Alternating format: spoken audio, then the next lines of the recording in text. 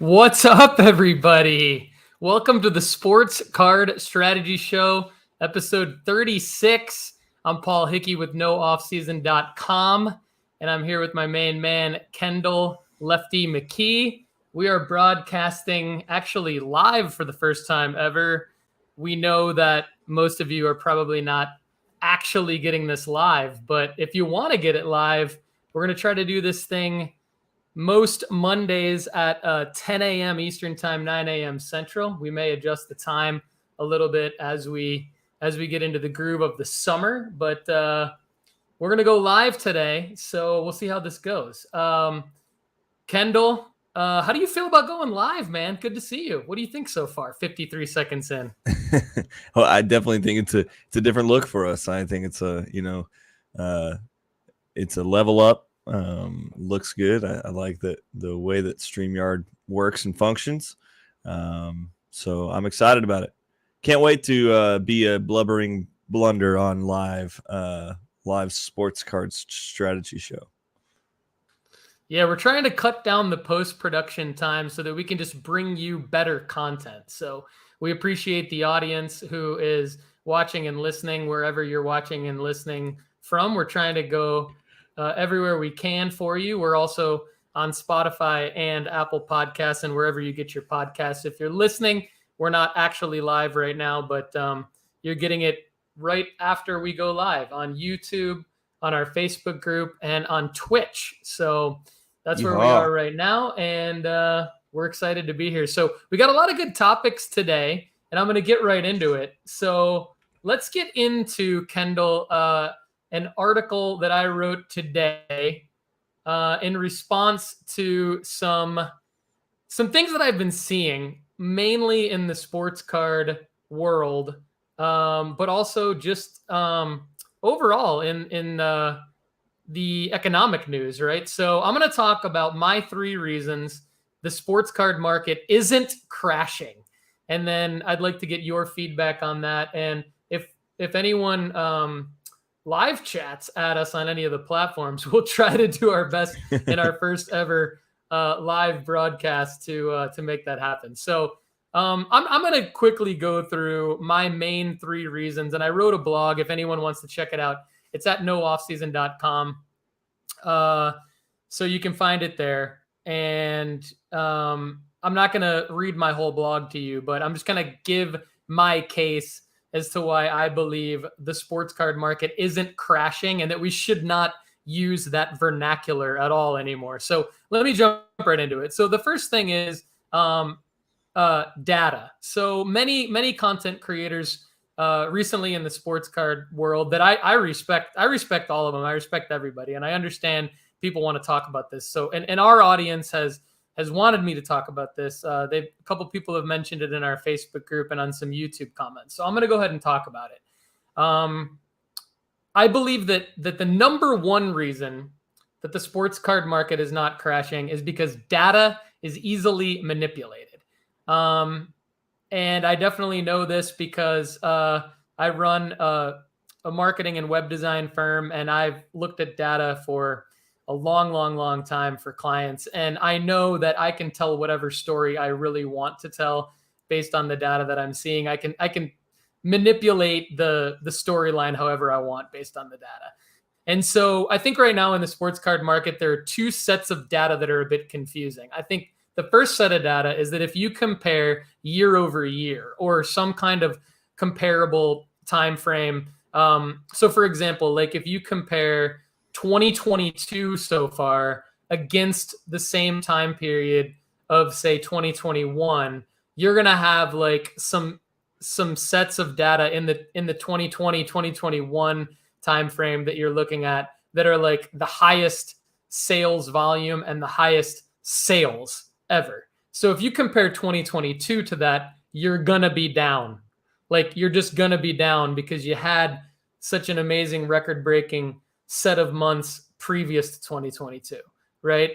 So I think that's going to be the case. I knew that was going to be the case. We want to be up always, but that doesn't concern me because I know that like month over month, you can't be up all the time. Year over year, you can't be up all the time.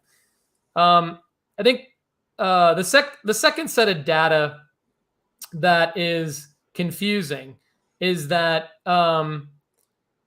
originally, like, eBay was the market, and there was no debating that. Like, eBay was the market, right? That's where everybody got all their sales data. Originally the market would have been that Beckett. That's true. Yeah, you know. That's a good point. So if we're going way back, Yeah. the market would have been Beckett, right? And so that's way back. And then more recent history, like let's say 2018, 2019, 2020, you're getting into more eBay, like people talking about eBay sales data being the market.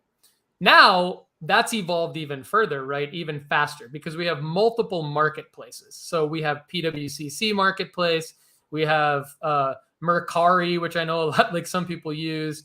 We have Facebook marketplace, Facebook groups. We have MySlabs. We have all these different. I mean, you'll talk a little bit about Loop, right? There's Loop and whatnot.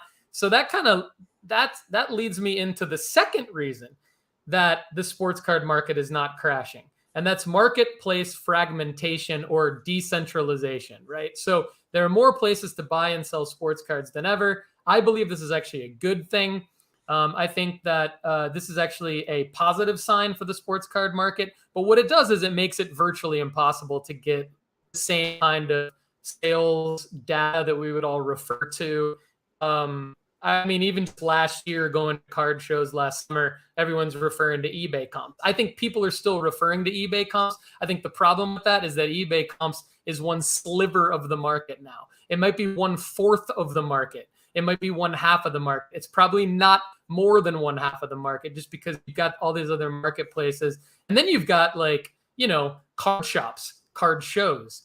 There's no way to really realistically gather data in a timely fashion there the way that it needs to. So I think one thing I'm proud of, just real quick, is that our sports card investment report at No Off Season, we try to make improvements to that all the time. We've already started to incorporate data from MySlabs and PWCC marketplace in addition to eBay, just because those are the next two easiest places to gather data from. eBay is the easiest.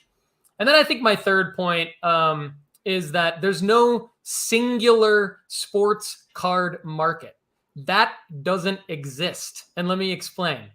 I think it's a complete fallacy for somebody to say the sports card market is crashing, because there is no sports card market. There are only micro markets made up of different types of sports cards. That's all there is. Micro markets made up of different sports, micro markets made up of different brands, drilling down further, brands that have different releases, drilling down further, releases that have different types of cards, right? So that's a generalization of the breakdown. I think on the Sports Card Strategy Show and on nooffseason.com in the Sports Card Investment Report, we like to look at athletes first. And the reason why we like to look at athletes and talk about athletes first is because then we can break down the micro markets of the athletes. And I think, Kendall, this is something that you and I have naturally done on the show. I think that this has been our philosophy, but now is kind of the first time that I'm really articulating that in a specific way to say, there is no sports card market. I think it's actually silly to say that there is a sports card market. There's a general group of people that buy and sell sports cards for their own different personal reasons. Some as investors, some as collectors. Yes, you could categorize that as the sports card market. In that sense, it exists. But what I'm saying is, in the sense of, can it crash like the stock market? Can it crash like the economy? No, I don't think it can, because I think different micro markets can crash. Different cards can go to zero, of course. But this, at the same time, you're going to have an F1 card go to zero. You might have a baseball prospect card 10, 12x. Kendall, what are your thoughts on this? I think we're in a really unique economic place, and I don't think broadly it's getting any better anytime soon. As we've talked about a couple of times, I kind of have my toes dipped in other industries, and just the investment industry in general is something that I have other experience in it, and it's kind of in shambles. And so when you're asking me, is the sports card market crashing? No, I actually think it's actually in a healthier position than other asset markets that are non-traditional assets. So if you're looking at stocks or shares or crypto or NFTs or anything like potentially even real estate, I think has been on a huge bubble, and that's something that I don't really have enough experience to look into. But what I'm saying with sports cards is there is like this the foundation has always been collectors, right? And so from an investment standpoint, it's almost like there is that, but the collectors are so big in the hobby, I think that's going to help the quote unquote crashing of sports cards, because really, if we're looking at it, we're looking at a correction, not a crashing, because in 2018 to 2020, like the 2020 boom of sports cards skyrocketed the economy of sports cards. And so really what we're looking at is a retracement instead of a crash. And so you kind of had to know that was going to retrace at some point, and we are going to stable out at some level, and it's going to be above maybe where you were previously. But I can't imagine that it's not going to get back to where it was, in 2015, 2014, 2013. Like, we're going to see a card market that is more robust. We've got more money in the space, more collectors out there, more investors out there. But now we've got companies that have joined the space, like for instance, the vault that we're going to talk about. Like, eBay is changing their business model to adjust to this, and so it's not like if sports cards were to just kaput, you would have all these companies that have spent multi-millions of idea money on these big projects. And I think with that money entering the space, it's not going to be as bad for sports cards as it could be other asset classes, is what I'm saying. So I am worried about it going down, because I think broadly, if you look at like my economic theory, I think we're going to see a pretty big recession in the next 6 to 12 months, just broadly. And I think that will definitely affect the money that is going in and out of sports cards, because people will be tighter with what they do have, because we're going to see a big crash in assets. But I wouldn't say that's necessarily the sports card market strategy or the sports card markets crashing. I would say that's largely due to the other layers around it, and people are just not going to have the money to put into a ulterior asset class as much as they are right now, or in the last couple of years.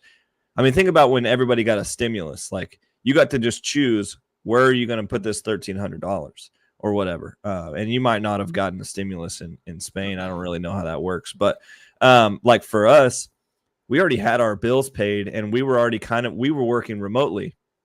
We got pretty lucky at that. We didn't have like a trade that would needed hands-on or face-to-face.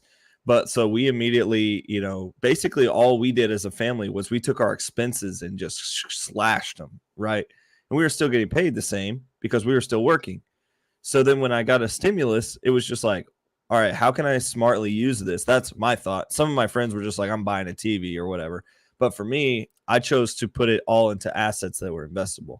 So with that, I'm sure I wasn't the only one who did that. Therefore, it pumped a lot of dollars into investable markets, which is why I think we saw a boom, right? We had so much money coming into the hobby that people had expendable funds all of a sudden. So we're not going to get that again, probably. So, or at least for a while. So all those things to say, yeah, I think it is going to go down, but I don't think we're in as bad of a place as we could be. Yeah. Those are good points. And I think like a couple other things I'll float out there. You mentioned businesses coming into the space. There's a lot of startups that have come into the sports card hobby. I think that's a good sign.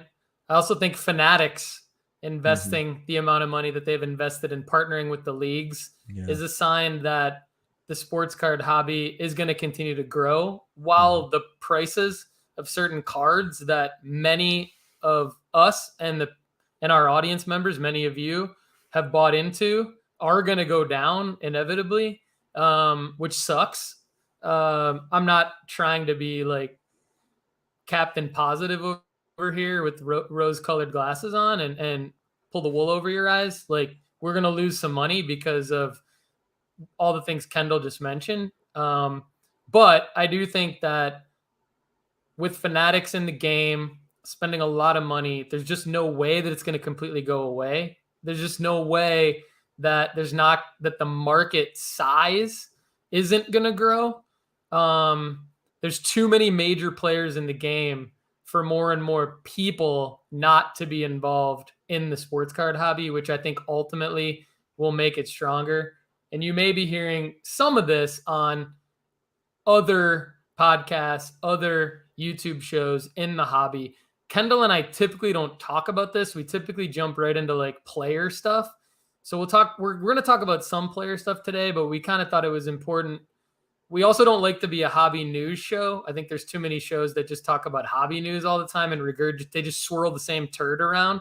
We're not trying to do that here. I think we're trying to bring our own unique perspective to some issues that I think people are actually concerned about. So I don't want to not talk about those things, right? So I just think, again, like, you know, a guy like Michael Rubin, you know, doesn't come in and partner with Adam Silver and Roger Goodell, and you know that doesn't happen. You know, for something that's just going to fade away. It just doesn't happen. So I'm pretty happy about where we're going, and I think that the losses that we're all going to take on some individual cards were probably inevitable, and I think we should be again talking about how to buy low and when to sell high, which is that's kind of our game anyway. That's kind of what we talk about anyway. So it's no surprise that this is my take, I think, on the sports card market. And Kendall, you know, definitely appreciate your take on it. And, you know, because we are more of an investment show, I think maybe I need to make sure that I bring some more perspective from like a overall investment class. I think Kendall does a good job with comparing sports cards to other alternative asset classes. And I think that's something, if you, the audience, are interested in, we can bring more of that to you over the coming months. So speaking of the coming months, just real quick, Kendall, what do you anticipate this summer sort of being like with card shows and, you know, live in-person transactions? I mean, I would think that there would be more of that as COVID, knock on wood, fades away and people get out into the summer wanting to wheel and deal in person. Obviously, the National should be huge. I'm a believer that the National should be huge again this year, and just interested to your take on that, as well as, you know, two questions here. You've been breaking on some other breaking platforms. What are the sales on those platforms been like, good or bad? Because that's something that we don't really talk about much on the show either. So, well, I'll answer the last question first. You might have to remind me of what all you asked there. But in terms of breaking platforms, we are on Loop. We've done breaking through Facebook and Twitter, and we're not on Whatnot, but I have some sort of a feel on a pulse there as well. People still are seeming to be buying, just at a less rate. You know, like the rate of purchasing is not as popular as it used to be. For instance, you know, we did, since Bowman 22 has come out, we've been doing breaks of hobbies and jumbos and blasters and all sorts of breaks. And 2 weeks ago, or maybe 1 to 2 weeks ago, we launched a break that we expected to fill in 24 hours. And it took like 5 or 6 days. And we thought, you know, originally I was just like, you know, I don't know what's going on. Our prices it's super comparable, actually cheaper than anywhere else that we were looking at. And I was just like, I don't really understand. Did people not want this? And okay, it is still like being talked about. You know, there's still a lot of high price individual cards that are coming out of this product. So we're kind of looking at like, what's the deal here? And it seems to be like with people having less money to go around, they're being more particular with where they're going. And for instance, like what Greeny Green just said with Prism launching, that was right around the time Prism was launching. And so it's like, okay, when you're seeing that these things are coming forward and you're seeing them hit the marketplace at the same time, it's just, I think it's expendable income is just becoming more of a thought, especially like, and I'll jump into shows, what I expect shows to happen this summer. Like here, we already, we've had show in Lexington specifically. We have a show the last week of every month and the first week of every month. So it's kind of like two weeks on, and then you have 2 weeks off, which the shows would then be in Louisville or Cincinnati, and it's only about an hour drive. So there's plenty of shows that you can get to here in Lexington to buy and purchase. I necessarily don't go because I'm a baseball and soccer collector, and typically the shows around here are basketball and football cards only. Which I have some takes there about the different kind of collectors for different kind of cards, but I'll save that for a different day. But I expect actually, I'm going to actually go against what you said. I expect shows to not be as popular this year, especially the national. I think it's going to be harder for people to get there. Transportation is going to be increasingly more expensive as we get into the later summer. If we think about gas prices over here and how that travel is extremely expensive right now than it was, 4 or 5 months ago. And when we think about Atlantic City being where it's at, it's like someone told me it was like the East Coast's Vegas or something back in the 80s and 90s. And like you see it on a show like Sopranos and things like that, that Atlantic City is not as much of a destination as Chicago was. And the convention center is not in a place that's extremely close to any housing. So anytime, like the national itself, there's just things that I'm seeing. I'm like, okay, transportation. Okay, you're seeing housing. Okay, you're seeing it's not a desirable location. Okay, and I'm just seeing all these things kind of go against it. Plus, with the overall card market coming down, plus with transportation costs, all this kind of things, I'm like, okay, I'm not expecting it to be what it was previously. Is that a bad thing? No. Here's why. I think it's going to be a more intimate setting with those of them that are there. Last year, there were so many people there, just wide-eyed and bushy-tailed, just running around. You had people with like 2, 3, 5 grand in their pockets, and they just were like, I'm here, I'm ready to spend money. Like it was just, you had vendors everywhere. I think it's going to be a little different than that this year. I think over the last 12 months, we've had people probably weeded out of the hobby that weren't real. They weren't really into it. They were kind of just catching a fad or something like that. And I think that's good for the hobby. I think like a recorrection, like I said earlier, is good for that because it brings maturation, and a maturity level is heightened in the hobby that is there specifically. And I think we will have more intimate conversations, table to table. You'll be able to sit kind of more one-on-one with the people that are there, which I think will be appealing too. We've got a lot of comments rolling in. I don't know if you want to hit any of those. Yeah. But go ahead, Mr. MC. Sounds good. Yeah, I think Toa Hang makes a couple good points about local shows. That makes a lot of sense. Definitely, this could help out local card shops for sure. Kendall, I like your point about it could be quality over quantity. I don't think that would be bad for the hobby. I don't think our audience would disagree. I mean, I think the more people, the better. Is definitely a generalization. I think it's the more people, the better, as long as they're quality people. And so this, your point could help that. We'll see. We don't know. What I like about what Jamie Hauser says, and thanks to Green, before I get to Jamie Hauser, Greeny Green actually totally relate to their comment.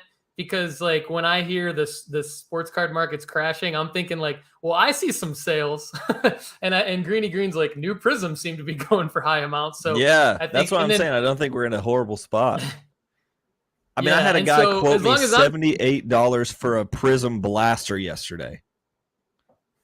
I was like, are yeah, you kidding that's me? You know, like, anyway. yeah. I mean, and I definitely agree. Greeny Green chiming in again. Thanks.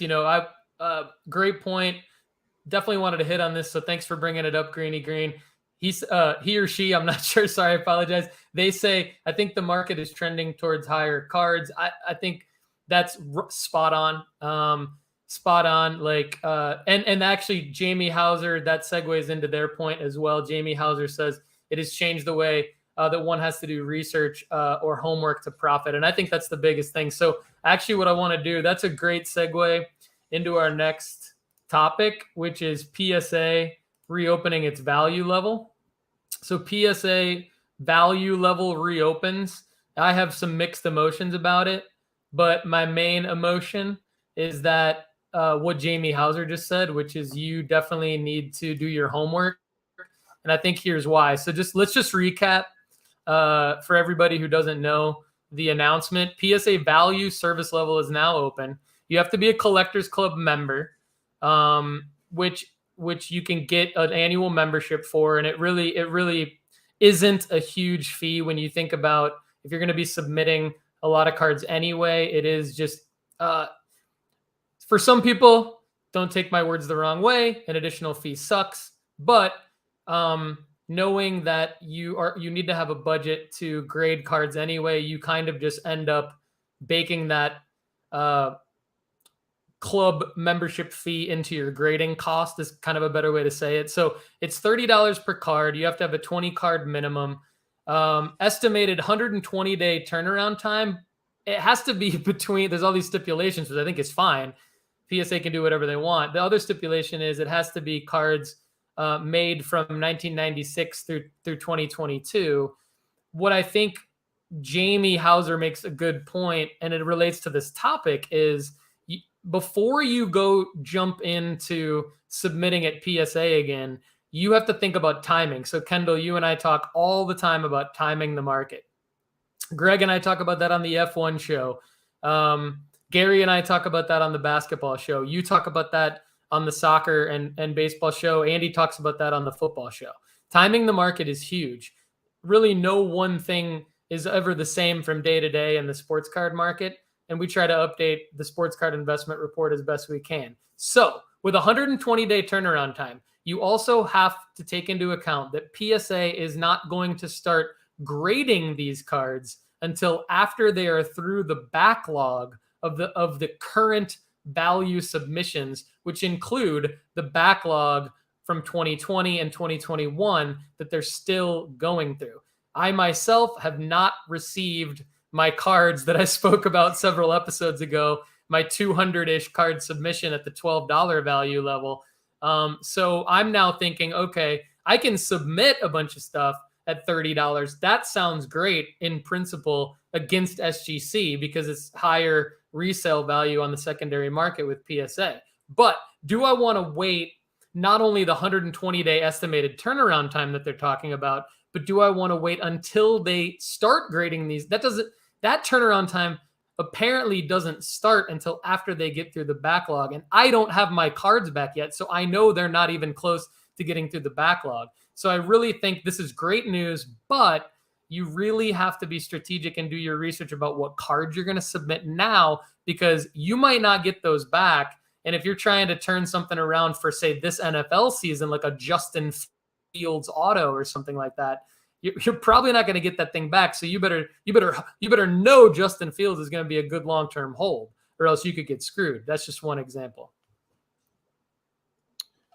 Yeah, I think so. For us, we're at that silver membership level, and I've talked to several people here that have come to the wild cards submission questioning, basically asking me how to do that process. And for us, it's a little bit different, and because it's even cheaper than it is, if you're just going in just regular economics, sending in. And what's great about it is I think we'll see cards that deserve to be encased. And what I mean by that is like protected and maybe like looking really great, but probably don't value really high. I'm thinking about those cards that are between, $15 and $50 in value. There's some of those cards that, especially when I was early trading, that like that was big for me, that $15 to $50 range, and to have one of those slabbed. I remember I bought a Prism Black Tua in like 2019. It was a PSA 10, and that's not like a super awesome card, it's like an RPA or whatever, but for me that was huge, and so I really wanted to have that encased, and I think I had that option I bought it in case, but I'm saying if I had pulled it, I could have, at the time, I could have sent it off to PSA for between $20 and $40. I don't remember what it was originally at that point, but I'm liking that it's returning to some sort of an obtainable case where you don't necessarily have to just have RPAs and rookie ticket autos or Bowman first out of 299 to send in for it to be worth it. I think that grows us in the collection aspect rather than the investing aspect, which in turn and it helps the investing. They kind of all work together. So I'm excited about it. I also am excited that I don't have to send things to an economic option now and potentially just not being able to move it quick enough. Like I love SGC's look. And I think in soccer cards specifically, there's still SGC plays because it seems like the soccer card community is definitely more accepting of the SGC tuxes. But now I can submit to PSA knowing that my margins are going to be a little bit easier to work with. So I'm excited about it. I think it's going to help the hobby. But I think you're correct by saying like, there's still a timing issue, like people submit to or like talk about doing group submissions with us and things. And they're always like, cool. So it's like 90 days, right? And I'm like, okay, listen very closely. PSA says it's whatever. That is on them. We are sending it to them, so it's like Right. we literally have no power over when your cards are coming back. We have the power of when they're getting there, and we get them as soon as we get them out as soon as we get them. And that is on us. But like if your cards are at PSA for 6 months, there is literally nothing we can do, and so I don't know. It's interesting. Yeah. I think it would be great. Any of you in the audience that's interested in using Wild Cards box breaks, sales at Wild Cards Trading, I think is the email that you want to email to. Is that right, Kendall? Sales at wildcardstrading.com. And so if you just want a little bit of help with that, but I think Greeny Green, I'm kind of with them too. I'm a little bit scared as to when I'm going to get my cards back. There's a lot of great comments here. So thanks to everyone who's involved. This is a great interactive show today. I'm really happy about it. If you're listening on Spotify and Apple, we've got a lot of great comments here. Toa Hang says he's definitely submitting PSA value cards that he plans to flip for football and basketball season. So that's good. That's a good optimistic point of view. I like that. I hope you get your cards back, and I hope all that works out for you. Definitely, if you submit them now, you got a better chance. I think another play, though, could be to actually, to Kendall's point about SGC. Kendall, you just made me think about a potential play that I've talked about in some previous shows, which is why not now take an SGC 10, and obviously it's a little bit risky, but if it's a big card, submit that to PSA for cross grading, pay, I think $60, get it back a little sooner, not have to wait in the value submission backlog, pay $60 to get it cross graded, get it back hopefully more like within 60 to 90 days ish, right? No guarantee. But so you're paying more, but if it's a big enough card and you've already got an SGC 10, now you have greater chance of a PSA 10. Although full disclosure, I don't have experience yet cross grading an SGC 10. And I don't know, some people might have their own experience with whether or not that works, but I think that could be an interesting play. So next topic is the eBay vault launching. So I want to talk a little bit about this. Kendall and I have mentioned it, I think, very, very briefly on earlier episodes. And if you want to throw in a comment about, do you vault at all? Have you thought about vaulting? I can talk about my experience with PWCC.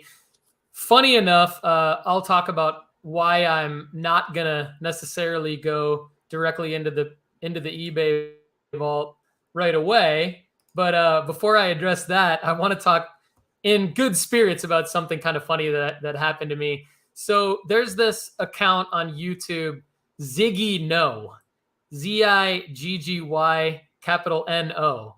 And Ziggy, if you're watching, chime in the comments here, because I know you comment on some of our YouTube videos. We'd actually love to have you on the show because you're a contrarian. It seems like every piece of content that I put out that you comment on, you have a contrarian point of view. So I can't keep track of where you stand on things other than the fact that you're a contrarian, which is cool.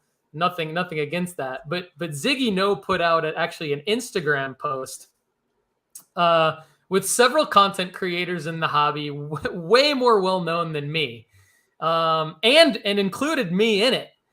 And we had PWCC logos on our heads, and it said something like "Stop the madness." Fight back against PWCC. I'm paraphrasing.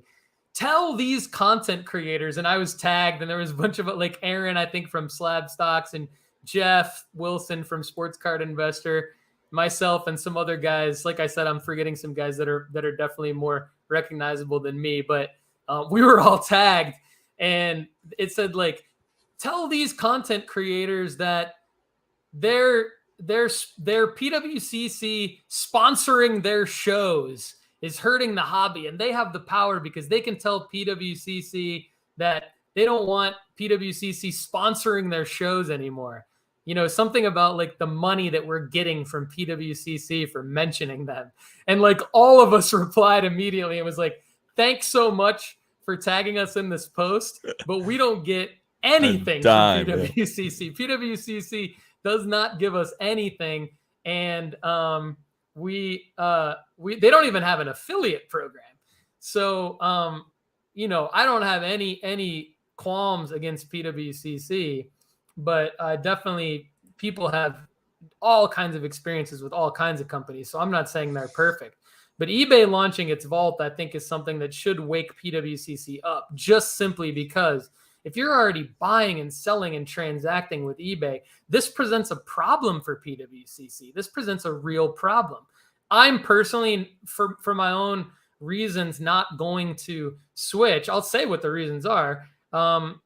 But right now, I would have to ship, because I don't have a physical location to store my cards. I would have to ship all my cards to the eBay vault, which does two things for my anxiety level.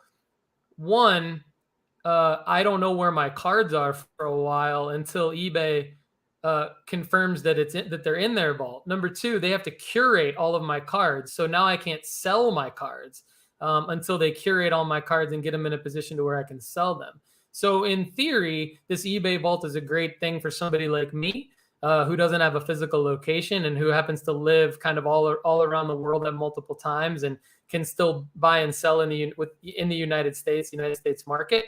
But I'm going to keep my cards right now with PWCC just because I can sell them there and I don't have to incur any additional overhead costs. But man, this eBay vault's sweet, just because like I wish eBay would have had this vault a year ago or a couple years ago, because talk about saving on shipping costs, man. Like it just there are going to be a lot of people swapping cards in this eBay vault, I think. What do you think about this, Kendall? Is this something you would use? Oh yeah, I love this idea. I kind of have been kicking the tires the past couple of months on saying, like, do I want, so to my right here, I know you guys can't see it, but like to my right, I have all of my little white cardboard bulk boxes or whatever. And I actually don't have that many cards. People always think I have, like, you know, a whole 3 storage lockers full of cards. Like, I actually don't. I'm actually like a very calculated investor. But I have 1 4-row that's an AL bulk, 1 4-row that is an NL bulk for my baseball cards, like just bulk baseball.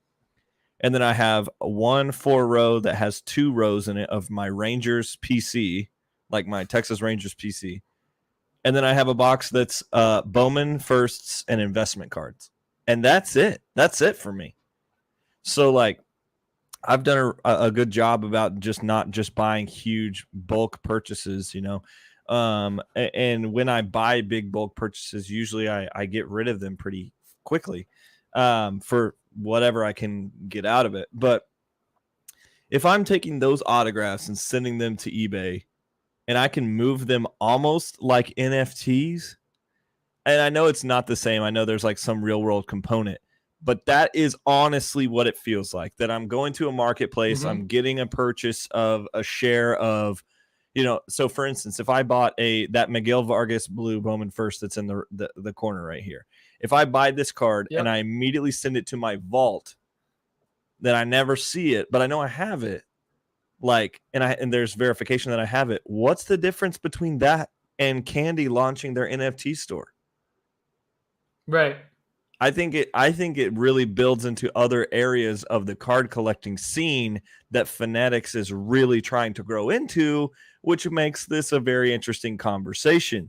You know, like, if there is no physical hold element of it anymore, and if that's going away, then I can see physical cards being less production of them, which would increasingly be a higher buy-in per product or per card buy-in, which would mean that you're going to have to shell out more money for more hobby products because the retail products are not going to be as popular. Anyway, there's a lot of ripple effects that are going to be there, and I think that builds into what we've talked about today, with there will be higher valued individual cards that, I mean, look at what Paul Fisher has been talking about on our Facebook page. He's talking about specific cards, super high value cards that are in a rarity count difference or differential in terms of other very high value cards. And we're talking about which Currys you should buy, or which Tiger Woods you should buy, or you know, at that level, it's like a differentiation based on print run. And I think that will change things based on if the vault is super adopted, I guess, if that makes sense. Yeah, for sure. That's a great point. I mean, I'm glad you brought that up, because I didn't even think about this, but yeah.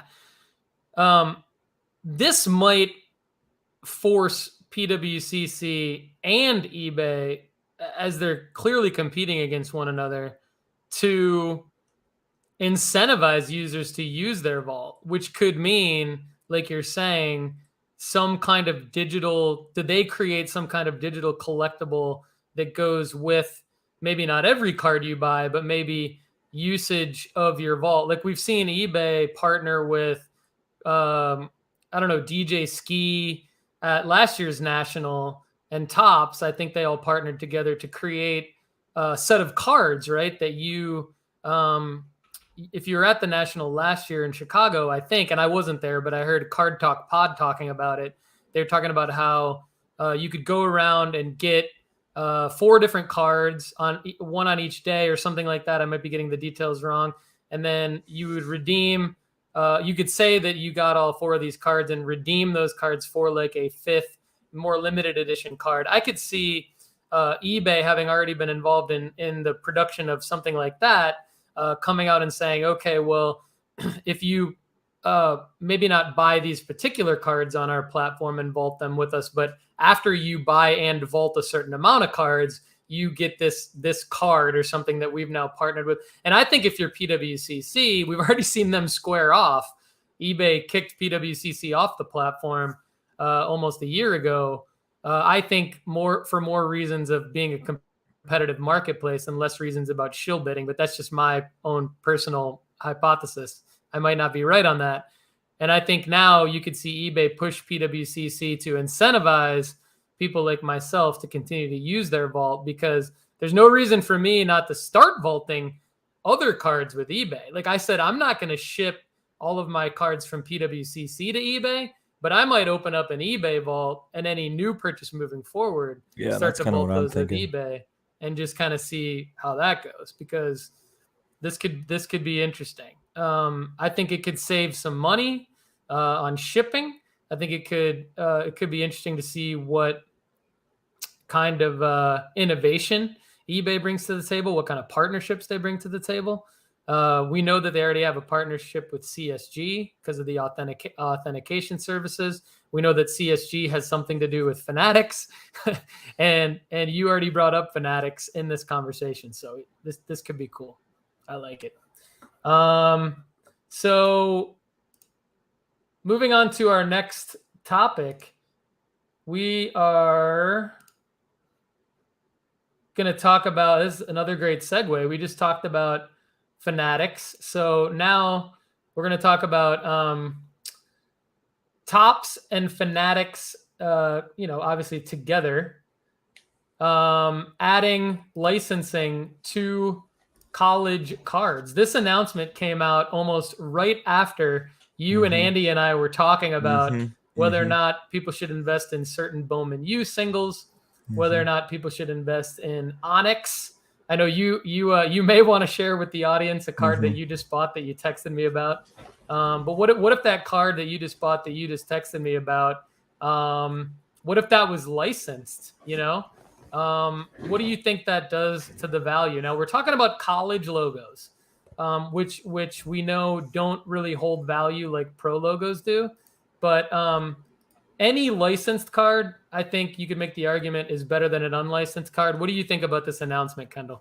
I love it.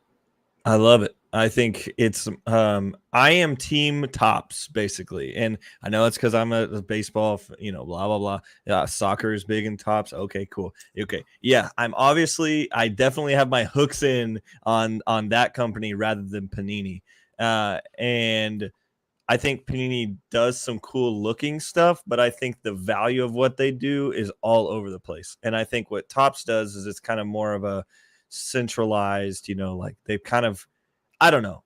Maybe it's just me personally talking, and I'm not going to spend too much time on that in my personal opinion.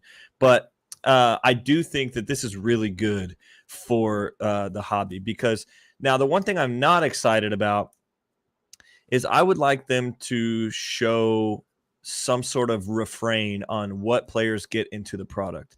Like I would love to see potentially a and I know they're not going to do this. I know they're not going to do this because there's going to be a guy like Sanders who's going to come in and they're going to be, and we've seen Topps do that with like Tatis's little brother or Acuna's littlest brother. They're like 16 years old and they got their first Bowman autos, and because people are going to buy the name, and you've seen Topps do like a little bit of a clickbaity type thing in some of their Bowman sets. So I think they're going to keep doing this. But all that to say, I think I would love to see if there was some sort of requirement that you had to have to get a Bowman U card. Maybe if you got a Bowman U card once you were maybe an upperclassman, or potentially if you had an NIL deal worth a certain amount of money, or if you had, there was some sort of like threshold before they just started throwing anybody and everybody into a Bowman first card, and because I think this will add a lot of value to this Bowman University set, because it'll look great. Like if you can see, like if you would have had Bryce Young's autograph in here with his college logo on it, that would have been sick, and now with Bryce Young, it's a little different because the logo doesn't matter as much, but because the jersey is, I don't want to go there anyway. So I was giving myself caveats that I don't want to talk about, but I will say that like I am excited about the college logo stuff. I think adding more of adding more pedigree to their sets is incredible. I think it's going to keep building that, and I also think we will end up seeing some crossovers too about how, like Bowman University is probably not the only set they're going to use these college logos for. So I could potentially see some sort of maybe some inserts or some super rare cards in other sets that pull back to a rookie logo or a rookie. Like for instance, if you had like a Topps Heritage or something, and you were able to put Roger Clemens in a Texas uniform as the College World Series is coming out. Like if you think about some of those players that were huge for their universities, like, or like if you could put a Derrick Henry card. I know that Topps doesn't have that great of football products, but if you could put a Derrick Henry card with him at Alabama, or like a Tua card with him throwing that last ball to beat Georgia in the national championship, like if you could do some stuff like that in the NFL sets, I think that would be pretty cool. Like I'm not sure that they would be super valuable and they would be inserts, but I think that would add to the lore of the product and be more appealing from a collector's standpoint for sure.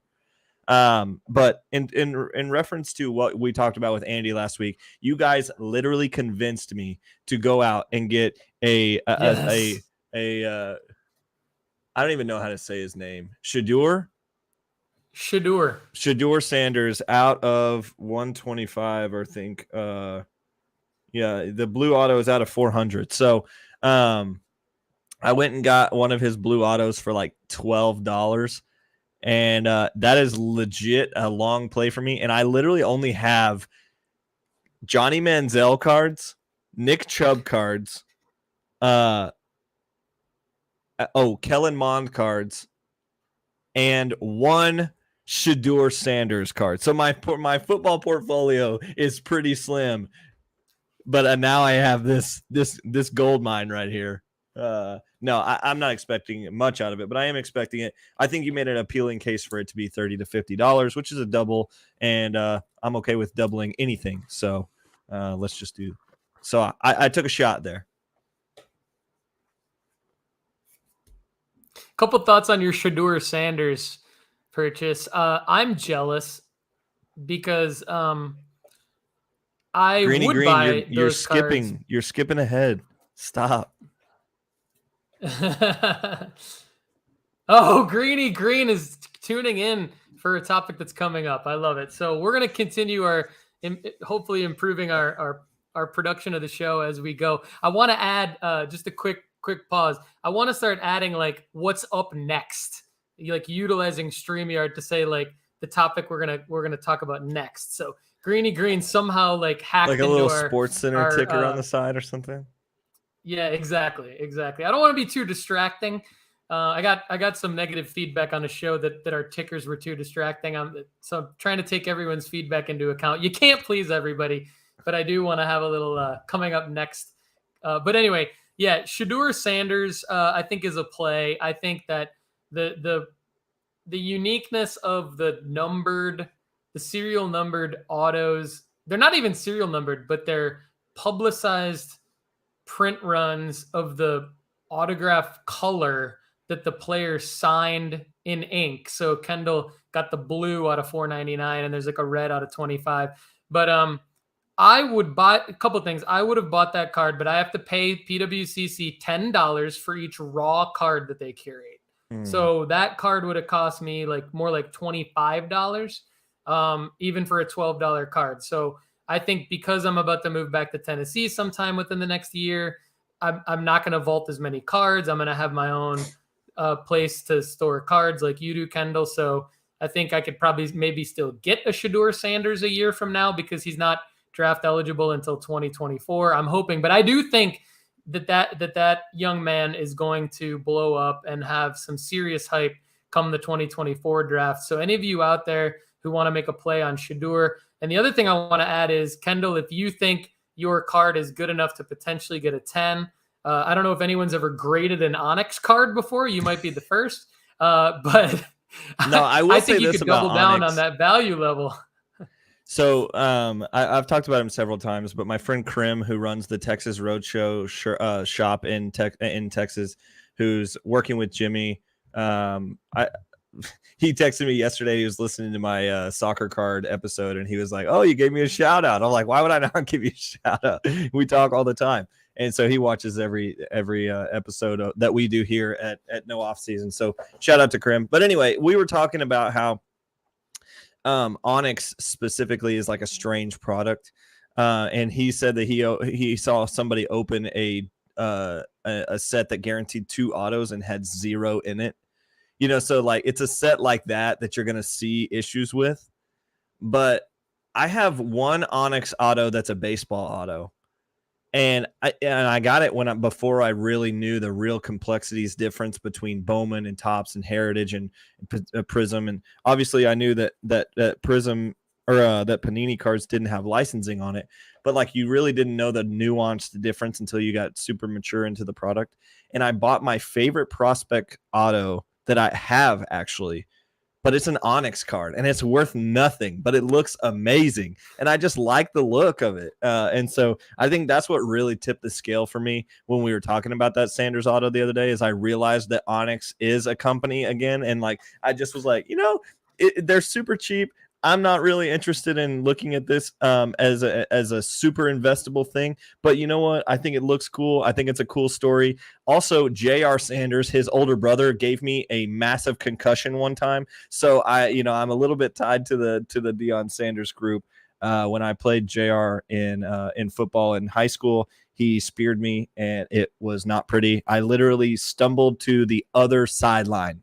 I did not even go to my own sideline. So I did a full-on backflip in the air. So he speared me like this, and we were running together. And when he did it, he hit me with such ferocity that I flipped backwards and ended up on my face. So and then we proceeded to watch the film the next week like 50 times. So I didn't remember the hit, but I do remember seeing it on film. So anyway, I have like this weird affinity for the Sanders group because of that. And like, I kind of take that as a trophy, even though I probably lost a lot of brain cells. Sorry about that hit, but then I will say that is a good purchase for you, because even if Shedeur doesn't blow up, which Andy and I think is, could happen, you've got a card for $12 that give you some memories, from the Sanders. See, and that's what it's about, family. So that's what it's about. That's what it's about. We want to make money, but if we don't make money and we have a cool card for some reason, that's a good thing too. So what direction do we go in here? Okay, first thing we need to do, because I'm really excited with this live show. I'm starting to get excited with the comments. This is awesome. I think you see one in there that we're going to talk about here in a second. Yep. But we believe Bowman U and other products that have been released that have not had licensing on them from Topps will now be more investable, because the collectability of the products will increase, because you will have alumni or just fans of universities and colleges be more interested in something with an Alabama logo or a Michigan State logo or a Texas A&M logo. Sorry, Kendall, I got your school wrong there. It's all good. Anyway, we shouldn't say Texas. I think that. Yeah. Okay. All right. So you're okay with Texas Tech. That's my father-in-law and mother-in-law's school, Texas Tech. So anyway, yeah, I think there'll be more, like if you get a Mahomes card with the Texas Tech logo on it, I think you're more likely to buy that than an unlicensed Mahomes. And I think that probably holds true for just about every player. So Panini good wrap up on the discussion. Panini had a license there. I pulled a on-card auto in the Prism draft picks of or not on-card auto. I pulled a not the downtown on-campus Patrick Mahomes. Yeah. I pulled an on-campus Patrick Mahomes with his Texas Tech stuff going on. That thing was super cool. Like, am I a big Patrick Mahomes fan? Not really, but I like watching him. He's kind of good.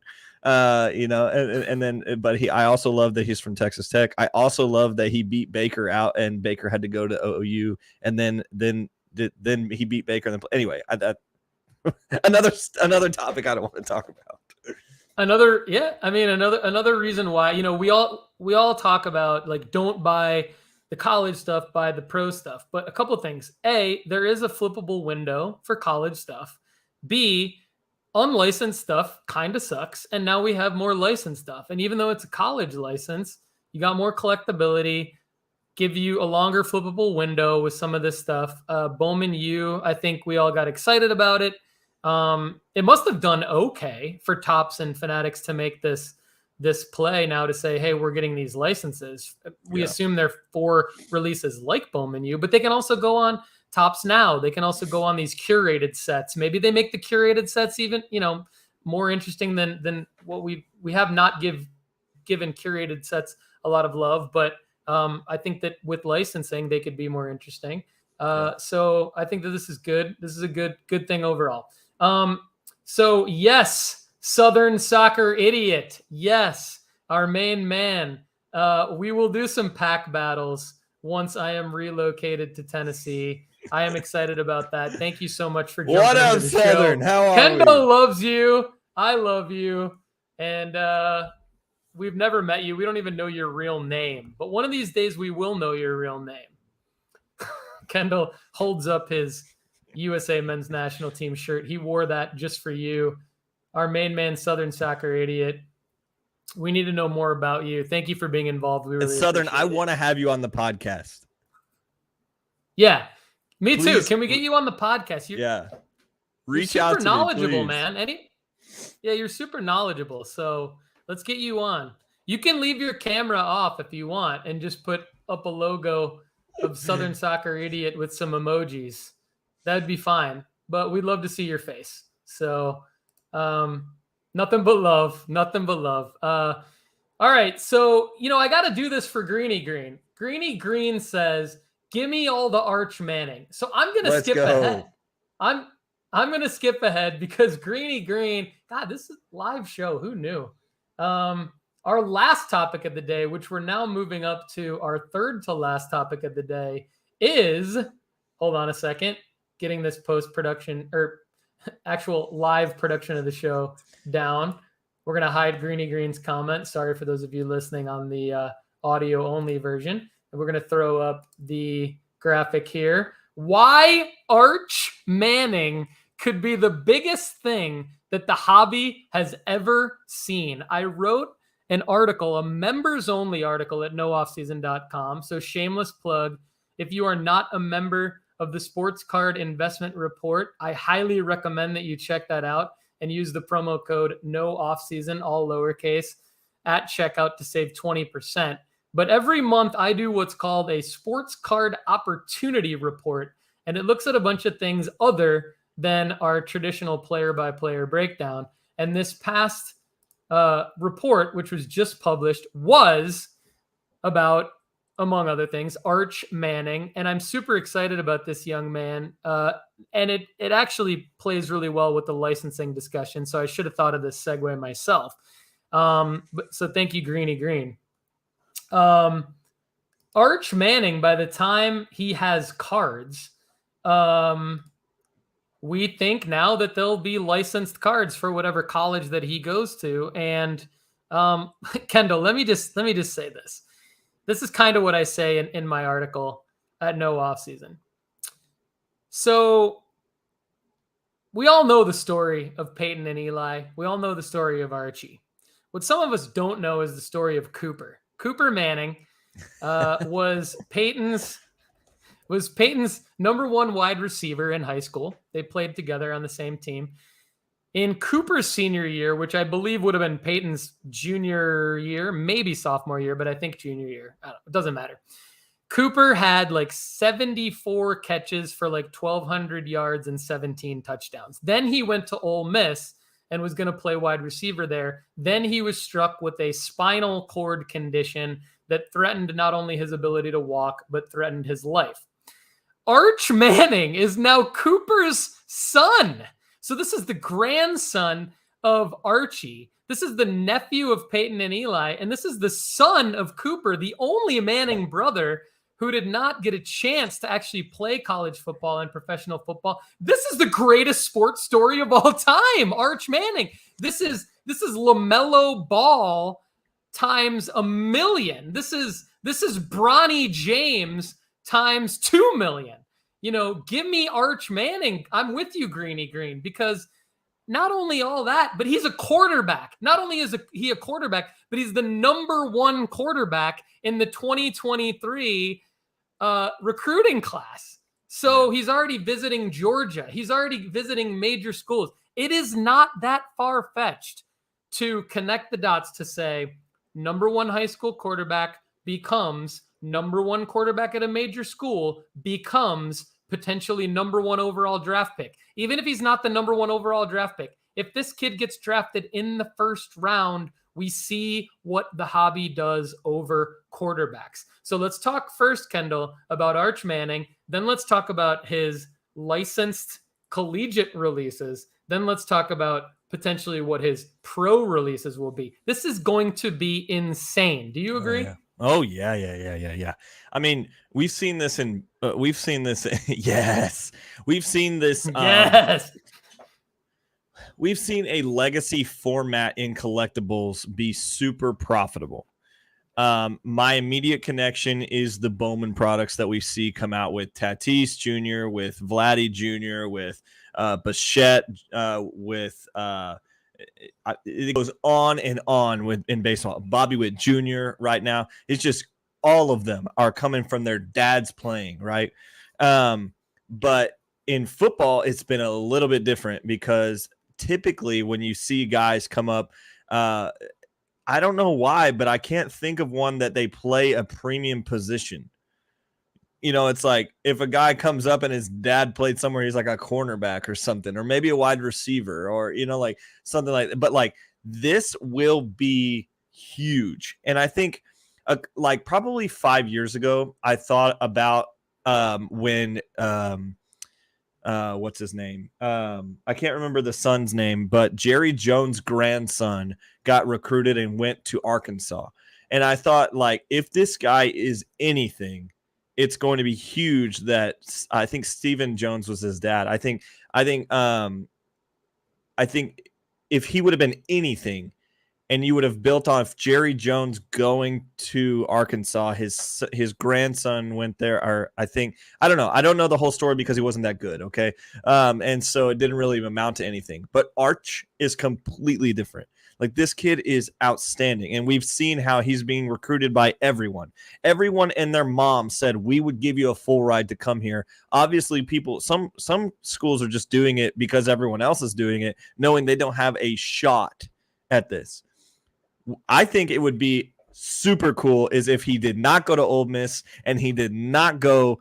Now, there's a lot of politically, you know, whatever to this, and it doesn't make sense. But how cool would it be is if he goes to the Navy and he goes and plays where his grandfather played. I think he went to the Navy. But anyway, I could be wrong about Archie playing there. Now that I'm thinking about it, I think that might have been Staubach, but I don't know my football history that well. Maybe Andy would have just annihilated me. Yeah, Archie. So Archie played at Ole Miss. Okay, all right. And so he played at Ole Miss. Eli played at Ole Miss. Peyton played at Tennessee. Okay, forget that. Don't play at Navy because that makes no sense. You'd have to go get recruited and go serve some time. Forget that, Arch. Don't even listen to me. Yeah, you'd have to David Robinson yourself, which nobody wants to do. Yeah. So I don't like Ole Miss personally. There's a lot of things that I don't like. Let's talk about Kendall. Let's talk about the fact that his name is Arch. It's literally just 2 letters off of Archie's name. I mean, like, props to Cooper, who's just like, this kid, we're going to name him Arch, and he's going to be a quarterback. I mean, this is amazing. This is the greatest sports story. I watched the Book of Manning, ESPN 30 for 30 the other day, and I know that I believe Archie was a big Giants fan, and so the fact that Eli played for the Giants and Toa Hang chimed in the comments here and said the Giants are going to take for Arch, I don't think that it's actually that far-fetched to think that the Giants would have the number 1 pick the year that Arch or would be in a position to easily trade up for the number 1 pick the way that they did with Eli the year that Arch is there. I mean, they don't have to tank. They just have to keep doing what they're doing. That's true. They don't have to change it. They already suck. They just keep doing what they're doing. Yeah, exactly. So Giants, just keep doing what you're doing, and you could get Arch Manning. I mean, it's just the storyline is brilliant, and the amount of hype that's going to be around this kid in the hobby, I think, is going to far outweigh any hype that we've ever seen, which I know is a big statement. But I just think it's it's primed for that. So yeah, he's gonna have his own release. You're gonna see like the Trevor Lawrence type yes, whatever thing that I absolutely hate, and we've talked about that before. But we're gonna have the whole Manning set. How cool would it be is if they had the Arch Manning set, and you could actually there were other cards in the set of Eli and Peyton and Archie. And what if they finally somehow found a picture of Cooper and made a Cooper Manning card? Yes. This is why you and I do the show together, because I did a members only video for the subscribers of the Sports Card Investment Report, and I literally said that exact same thing that you just said. I said there will be a curated set and for Arch, and there will be cards in there with all of them on the same card that are signed and serial numbered, and it's gonna be a think big about the value of that release. card. Think about the value of an RPA with all five of their logos on it. All five of them. I mean, there's going to be a lot of people that don't want Cooper on that card, which I could understand. But I mean, I think Cooper deserves to be on that card just for the sheer fact that, he would have been a great college player, maybe a pro. He fought for his life, and then he came back and he had a stud son named Arch that's going to be potentially the number one overall pick in the NFL draft someday. So give me Cooper on that card. Give me all five of them. That's what I say. Yeah. I don't like sets, but like curated sets specifically for people, but I think that one might change my mind. Yep. We have a phenomenal amount of interaction on today's show. I am loving this. Thank you to everybody. And we're going to hit a couple more topics before we sign off. So next up, I just want to give Kendall an opportunity to talk about what he does best and or tied for best with soccer. Let's talk, since we're still in the middle of baseball season, let's talk about some MLB call-ups. Give us an update, Kendall. Who is next? You see my boy O'Neal Cruz here on the graphic. I'm waiting for him. My man, O'Neal Cruz, rather. And I know there's a lot of hype around him, but who has been called up that maybe we've missed talking about? And who do you think is next? And what impact might that have on their card value? Yeah, I keep hammering away at like eventually O'Neal Cruz is going to get called up. He does stupid cool things in AAA. My friend Jack is the announcer for the Indianapolis Indians, which is the AAA team for the Pirates. So O'Neal Cruz is there, so he watches him every day, and he's like, yeah, like his stats aren't like jumping off the page or whatever, but this is a guy that would sell tickets in Pittsburgh. And he's good enough to be a major leaguer. So it doesn't really make sense why O'Neal is still down there. I know that he does need some seasoning. I get that. He's not a perfect player. Defensively as well, there's some question marks whether he's long-term at shortstop or not. Either way, his arm is more than capable of being a right fielder or a left fielder, really. And he's just lost defensively out there. Which is why I think they still have him in AAA. And the Pirates definitely don't need to pull him up right now. Like, they're not pushing for anything. And so, like, the biggest thing that's going to happen all year for the Pirates was like 2-3 weeks ago, they swept the Dodgers.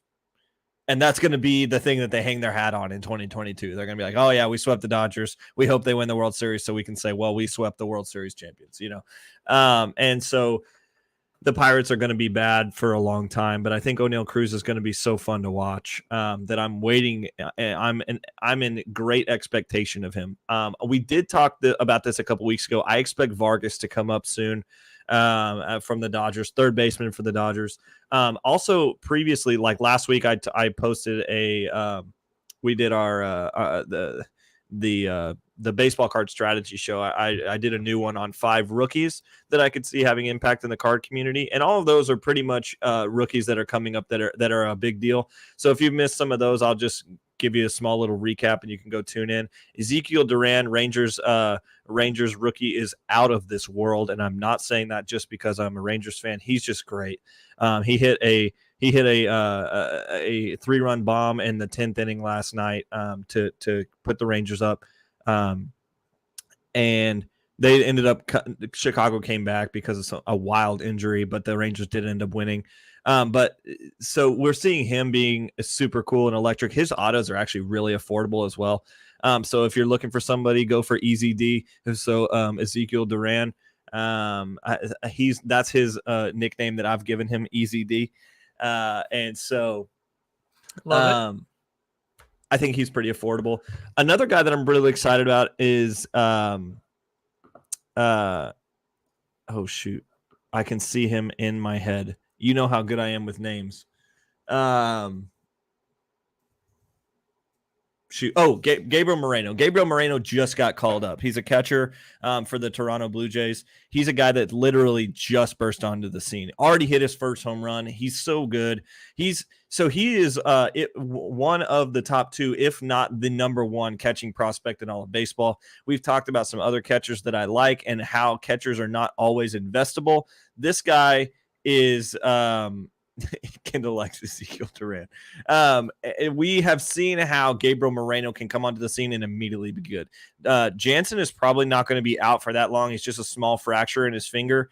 But we are seeing how Jansen is playing very well. Kirk is playing very well. As a guy who's a secondary catcher and he's now getting every day at bats for the Toronto Blue Jays, Kirk is somebody that I invested in last year that's actually kind of paying off now. He's a guy that I just took a flyer on. So Alejandro Kirk, he's not a rookie, but he is really good. But now Gabriel Moreno, who's probably the better catcher out of the two of them, is coming up, and he is going to exceed expectations. I've been buying him a lot all the way through the process. So I actually have sold 3 autos of his this week on eBay. So he's definitely movable. I'm taking profits there, not because I think he's not going to be what I think he's going to be, but I bought so low at one point that you've got to take profits to put into somebody else. And I might even actually turn all the Moreno profits into buying one really nice Moreno. So those are some guys that I'm really excited about. Several guys from random teams, so Blue Jays and Pirates, and the Rangers, obviously. And Vargas with the Dodgers as well. So there you go.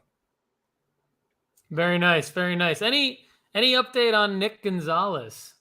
He was struggling earlier on in the year. Is he coming around yet?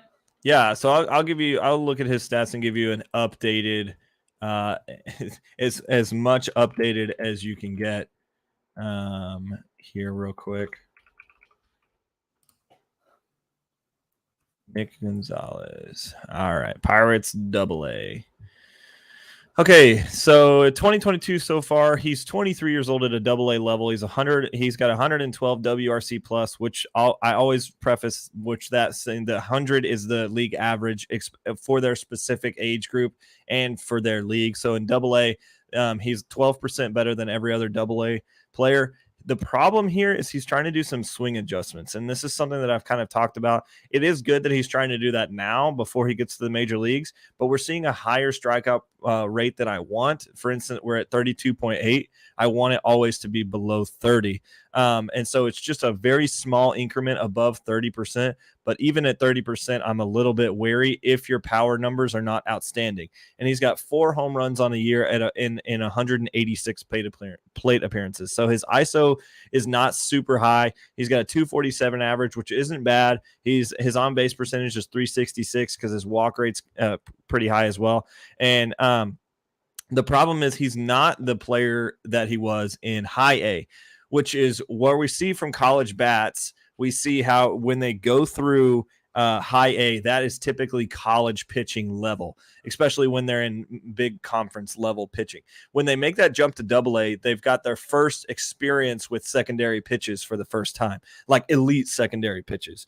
So you can't just sit on a fastball, or you can't just sit on a curveball if a guy's got a really good curveball. He might have 2 or 3 good pitches, so you have to not only be a great hitter, but you have to know game script really well. So it's the first time that they're throwing themselves into something that is like mentally a different ball game almost. So AA is always a big shower for what they're going to be. And for him to have a above average, not super above average, but an above average 2022 start to AA, I'm encouraged. I'm a little bit And when I talked to Arm about this a couple weeks ago, he saw him in the Cape Cod League, and that's who got me onto him when he was in summer ball. So he said he was one of the best profiled hitters that he'd ever seen live. And he was like, this guy he's on the field, and he just looks different. Now, he's learning through some things, and I think he's learning through some swing patterns. And I think this kid is going to be a great major leaguer. He's just figuring out some things at the AA level right now. So I'm giving him some grace there. Is it great? No, it's not great. Is it horrible? No, it's not horrible. He's actually just a little bit over league average, which if you're figuring something out in your swing and you're figuring AA out for the first time and you're just a bit above league average, I'm willing to say you're going to get better and you're going to be a much above average player. So in terms of Nick Gonzalez, my analysis there is it's still a wait and see. I don't think he's even close to being ready to being a major leaguer, but I do think he has some promise still. And I'm still excited about what we have coming in the future. Nice. Well, I have a baseball question for you. And then if anyone else watching the live feed wants to chime in the comments with a baseball question, we'll take them. My question is, when is Riley Green coming back? That's a great question. I actually heard that it's pretty soon. I haven't heard any news in the past week, but about a week ago, I heard that that his injury was actually healing pretty well. So, and I would expect that they are not actually going to give that much rope for him in the minor leagues. The Tigers really aren't that good, no offense. And for instance, when they called up Cole Clemens, he's bad. He is not good. And they called him up and like everybody was excited about it. I'm like, yeah, it's Roger Clemens' son, but like this guy's not good. Yeah, and so when there was that much excitement and that much movement to bring up Cole Clemens, like he's going to be ready very quickly. And so there's this tweet from June 7th, which was about a week ago. He said, I think it was my third game back. I had a homer and a single, and I said, there it is. There's my feeling back. So we're seeing Riley say things like, I am ready to play. I'm ready to get back up to the level which I need to play at. So I would imagine that Riley Green doesn't spend forever this year in the minor leagues. For instance, he's got 54 plate appearances already at the AAA level, and he's under 16% K percentage. And we just said that 30 is what I look for. And he's got a home run. He's got 2 stolen bases. The guy's playing well. His average is almost 300. He's at 111 WRC plus. The kid's ready to be called up. I would not imagine. The problem is the Tigers, I don't think, know what they want to do with him in terms of their roster analysis and how they're going to change the depth chart and where does he exactly affect the rest of the team coming into the Detroit system. But I expect it to be very soon. Nice. All right, let's talk about the NBA Finals because the series right now is tied 2-2. We've got Game 5 coming up, and it looks like I like the picture of my Curry card there. From the gauntlet. Is that your card or is that Paul Fisher's Curry card? I'm not sure. I just say, wasn't that in the gauntlet? Between Paul and I think we have one of these cards. Let's put it that way. I think you're right. It was in the gauntlet. You're right. So it is your Curry card. Between Paul Fisher and I, we have about $250,000 worth of cards. And I think I have about 5,000 of those dollars, and Paul has the rest. So let's talk about the NBA Finals and the impact on the sports card market. And this may be a short conversation because I'm looking at sales data. And of course, I said earlier in the show that data can tell a bunch of different stories, but I'm almost proud of us as a collective group of sports card investors, everyone, because I don't see as many people reaching for guys' cards that I did last year. Last year, I saw a lot of sales data like Cameron Johnson from the Phoenix Suns when they were in the finals. I saw like weird Drew Holiday sales. Those things will happen from time to time, but this year I don't see a lot of that. I see some Jaylen Brown spikes, which I don't love, but it makes sense because like Jaylen is a guy that could have some long-term staying power in the league. He's legit enough to potentially be a star. We don't even have him ranked anywhere at nooffseason.com because we just don't believe in him that much as a sports card investment. So I might be wrong on that one. And you might be wrong on that one, but it's enough to where it's not going to be so bad where it's going to make you look horrendous. Like he might prove you wrong, but at the same time, like, okay, great. Yeah. Like he's an unrestricted free agent in 2024 as well. So I don't think he comes back to Boston, which I think could potentially see a spike in value depending on where he goes. But if you're going to buy anybody, should be. Go ahead. I mean, he probably should be. He probably should have a profile. We've got a lot of people. We've got like almost 300 profiles now. So we've got a lot of people that are more stretch than him. He probably should have a profile. We should probably add him. But yeah, I have had reasons for not having him on there. So I feel good about where we are now, but we probably will add Jaylen. Sorry, go ahead, Kendall. You can finish your thought on wherever you were going. I really don't know where I was going. I just was wanting to talk about Robert Williams. Okay. Talk about Robert Williams. So obviously I'm an Aggie. We've talked about that a lot. But Robert Williams was a Texas A&M basketball player, and I got to watch him a lot. And I remember watching him being like, this guy is going to be DeAndre Jordan-esque when he goes into the league. And I remember talking because DeAndre Jordan was also an Aggie as well. And so I saw how that was important to me. I'm just talking about sheer, I love watching him. I'm not saying you should buy his cards. I mean, they're like $30 to $50 on his rookie card auto or rookie ticket autos. I'm not sure I'm willing to pay that for a guy who just rebounds and blocks and dunks. Blake Griffin is probably the best in that aspect, and his cards are worthless, so it's like, I'm not saying Robert Williams is a good investment, but I do love watching him play. And I think it's cool for me to see a guy that you were so passionate about in college and watched him really come through a system, and for him to come in and be really impactful minutes for the Celtics in that game 3 game specifically. He was huge for them.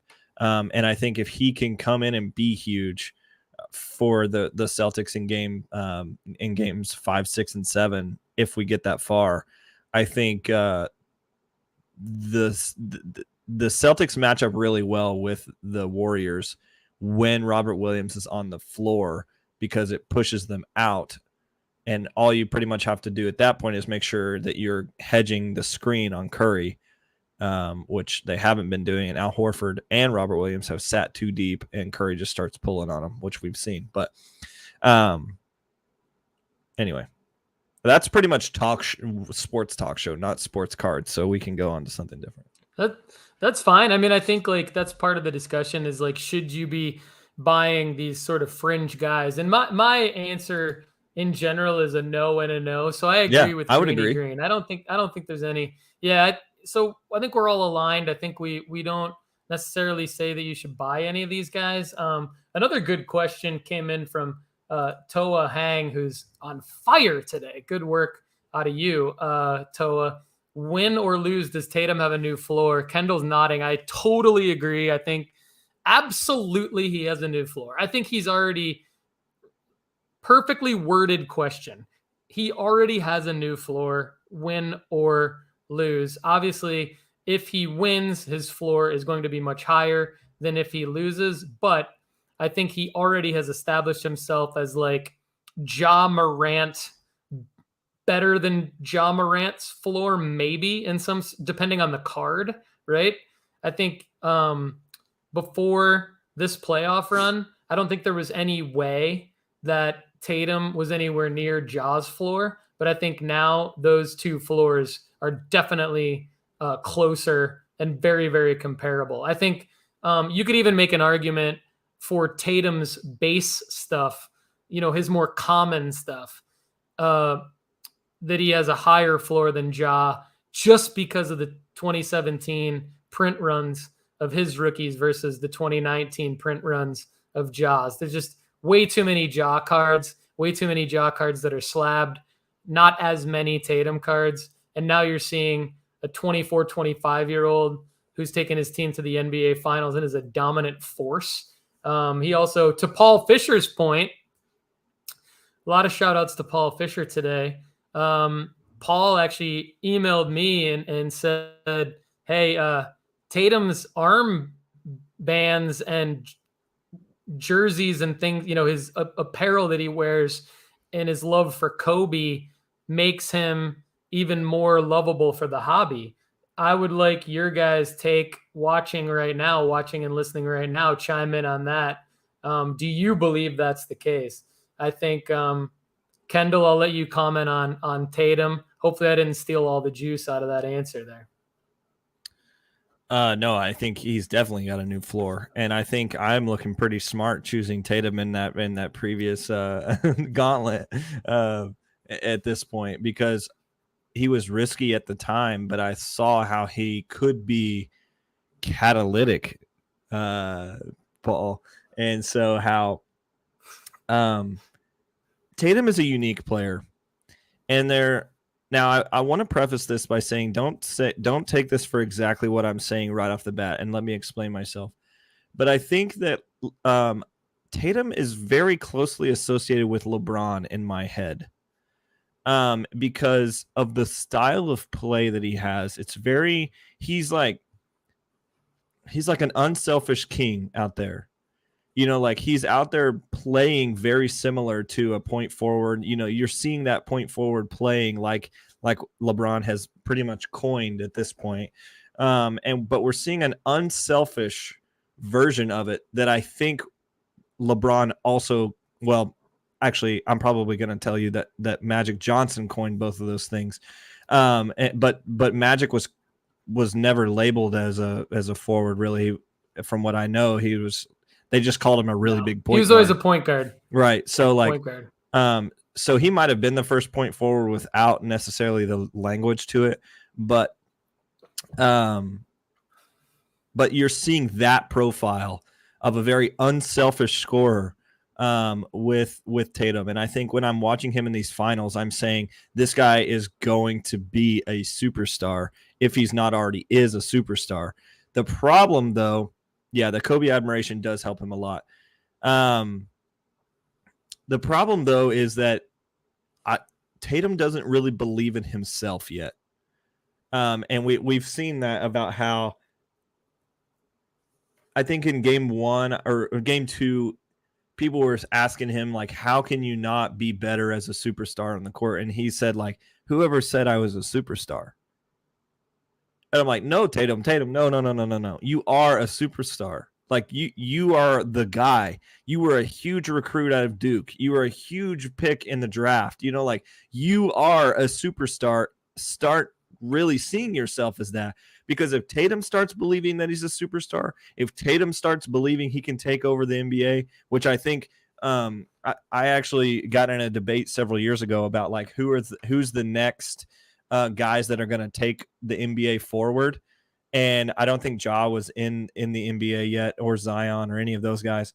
I think it was Tatum's rookie year. But I said I think Tatum will be the next guy to take the NBA forward. Carmelo, yeah, that's fine. He's less of a yeah. Okay, I would say LeBron still. I would disagree with you, Greeny, but I just see a guy who's very confident in him he's very confident off the court, and I want him to be confident on the court. I also think it's pretty cool how he's a family man. Like he after every game he's went and got his son first, and he's like in his arms, and then literally in the national anthem He's all the Celtics are lining up there, and then you see Tatum's son holding his hand right next to him in the national anthem. I love that involvement, and I think we've seen LeBron get some sort of hype for being a family guy as well. We also saw that with Kobe, especially after his career when he was poor. And of course, the tragedy happened with him being a father, which kind of builds to that. But I think even in the very small things at that level, you're looking for the minute things that could potentially hurt a guy's value. And I think if Tatum can kind of get out of his own way mentally, I'm saying if he wins this series, I think he will know in his own mind that he is a superstar, which I think when he decides he's a superstar, look out, because I don't know if people are going to be able to stop him.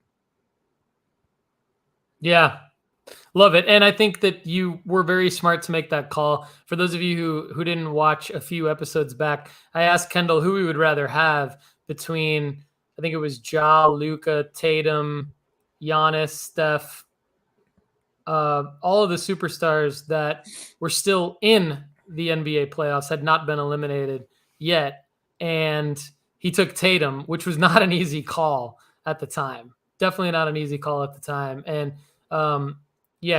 Tatum definitely has a new floor.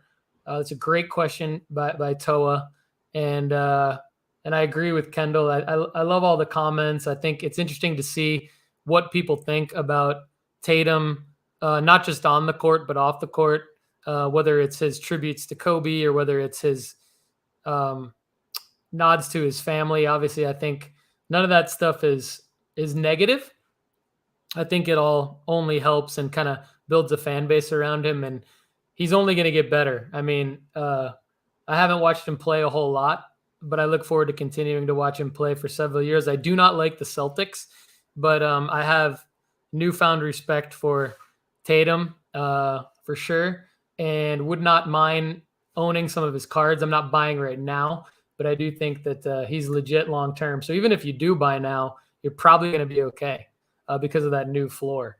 So Greeny Green says, I'm looking at investing in LeBron right now. We've mentioned LeBron's name a couple of times in this conversation in comparison to Jason Tatum, whether Tatum ends up being more like Melo or LeBron.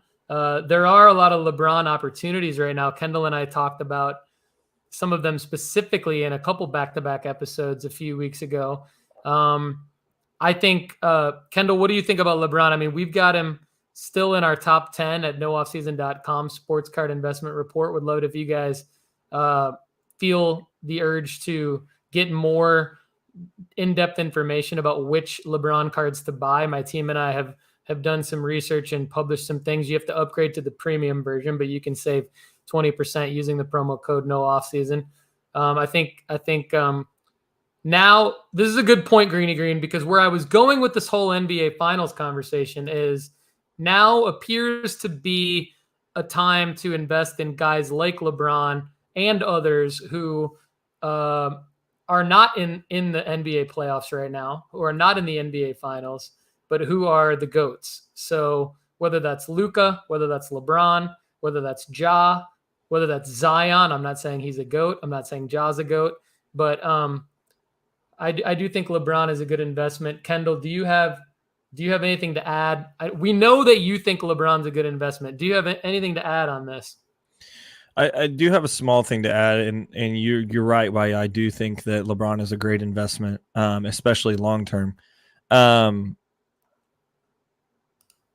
think the Lakers are going to be a little bit better this year, especially when I've been hearing what the new hire has to say about the strategy of what he's going to do with Westbrook and all that. And it still remains to be seen. But I do think that the second year of this team will be a little more cohesive. I think the back end, they'll be able to be a little smarter about building the back end of the roster and not just have guys that are super old on the team.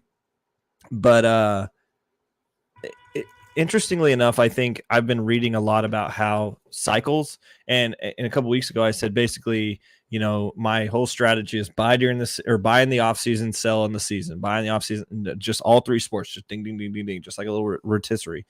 And I think that this is a case where this is not, for me, this is not the case for a LeBron card, because I think as soon as the offseason starts, you're going to start hearing more news about, okay, Lakers, LeBron, we've got a new set. Who are they bringing in? Who are they drafting?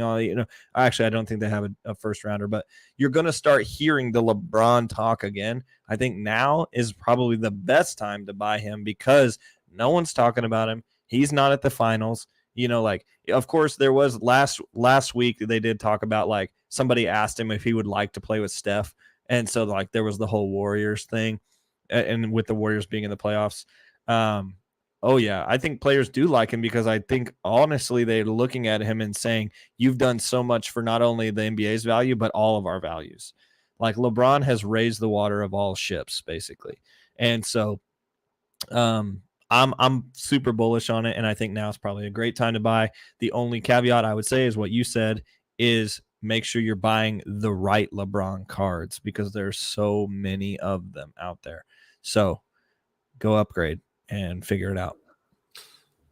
Yeah, so to your point, Darvin Ham is the new Lakers head coach. He was playing for the Pistons back when I worked for the Pistons from 2001 to 2007. I know his work ethic and dedication to the game is strong, and Greeny Green seems to think that the players seem to like. I think were they talking about Ham? I thought she was talking about him. I think it was. Well, you were talking about LeBron. He might have been talking about LeBron, but I asked in the comments while you were talking. There's a lot going on in the live broadcast. I apologize, everyone.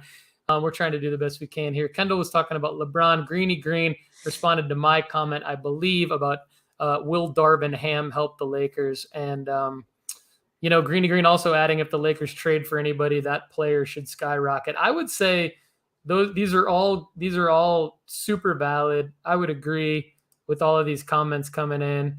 And yeah, Kendall has talked about LeBron quite a bit. And I agree with what you're saying, Kendall. Now is a great time. The hype is going to start soon. LeBron's going to be back in the news cycle sooner rather than later. He's going to move himself into a management position when he's done playing. He's going to move himself specifically into an ownership position when he's done playing, but he's going to be a hands-on owner. He's going to want to manage that team. He's been a general manager as a player. And so he's going to want to continue to be a general manager as an owner in the next phase of his basketball career. We're a few years off from that, but he is a billionaire and he will make a bid on a team one day. So let me ask you this, Paul, just for fun. Who does LeBron buy? It's hard. Or is he one of the new expansion teams they've been teasing for the last couple of years? Yeah, this is without any. No studying, no this is off the dome. What would make the most sense? Yeah, off the dome. What would make the most sense would be, and I'm a storyline guy, so I like the idea of Dan Gilbert and LeBron partnering, and Dan Gilbert getting with his ownership group at Rocket Mortgage and saying, hey, let's sell LeBron a piece of the Cavs, and let's let our guy who won us a championship, lest we forget, not too many years ago, come back. Let's make amends, and let's let LeBron, as a co-owner of the team, basically run the ship and get us back into championship contention. That's my call. What's maybe more realistic is like a D Wade scenario where he just buys like a piece of the Jazz or something. I don't know, but I think LeBron goes big. I think LeBron wants to go bigger than that. I think he goes Cavs, or I think he goes Heat, or I think he goes new expansion team all by himself. I like all those theories as well. So Orlando Magic needs some help. So we'll see what happens. The Orlando Magic needs some help. Okay. I mean, LeBron in Disney World, we'll see. He's already on Space Jam. Yeah, I think, what would be sweet too is if he brings a franchise to Seattle. I think Seattle needs a franchise. Yeah. I think Seattle needs a Revive the franchise. LeBron Supersonics. has no logical ties to Seattle, but that would be pretty cool.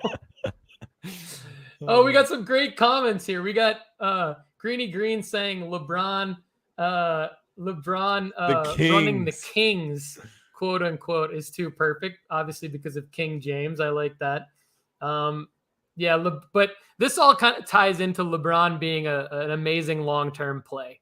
I think he's an amazing long-term play. And if you can wait, LeBron is a phenomenal buy right now. If you're not impatient trying to flip.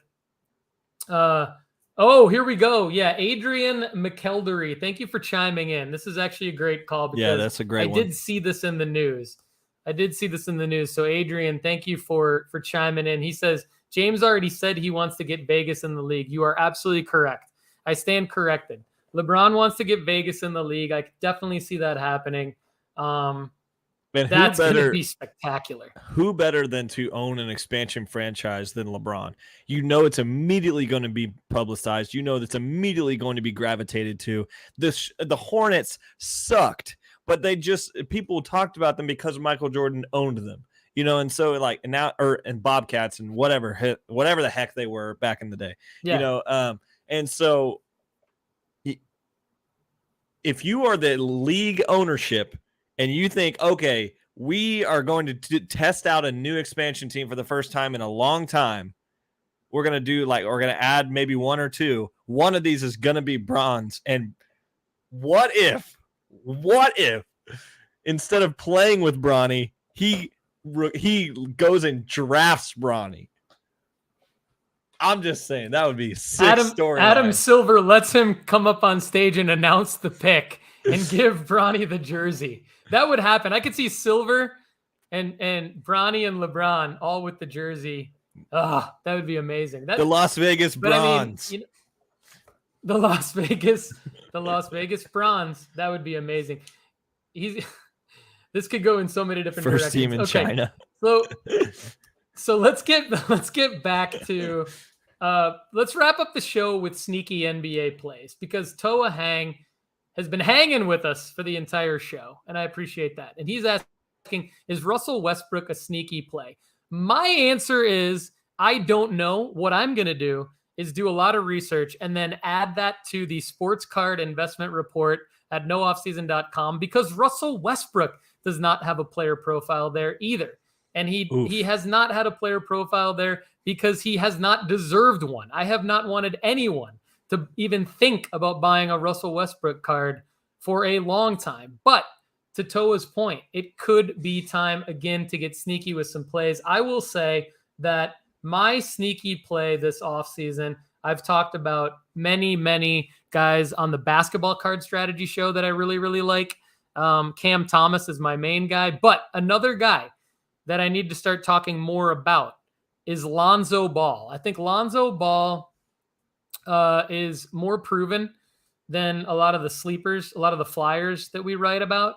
He's obviously had some injury issues, and that's a big concern. But I like guys with injury issues for the reason that nobody wants to touch them, and so then their card value goes down. And so I think that Lonzo Ball has added an element to his game of scoring.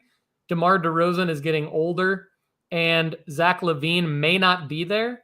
So it'll be interesting to see. I'm not saying buy Lonzo Ball yet. In fact, I've already come out and said don't buy any basketball cards until after the draft. The draft is in 10 days. I want to see what happens in the NBA draft because the roster shakeup will happen on draft day. There will be trades, baby. There will be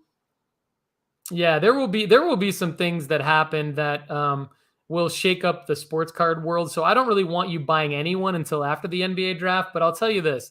I may come back and I may add some profiles for Jaylen Brown, for Russell Westbrook, and definitely I'm going to talk more about Lonzo Ball because if Zach LaVine is not a Chicago Bull and Lonzo Ball might be in more of a scoring role, and you could see him with his improved three-point shot come in and make more of a hobby impact in 2023, 2022, 2023.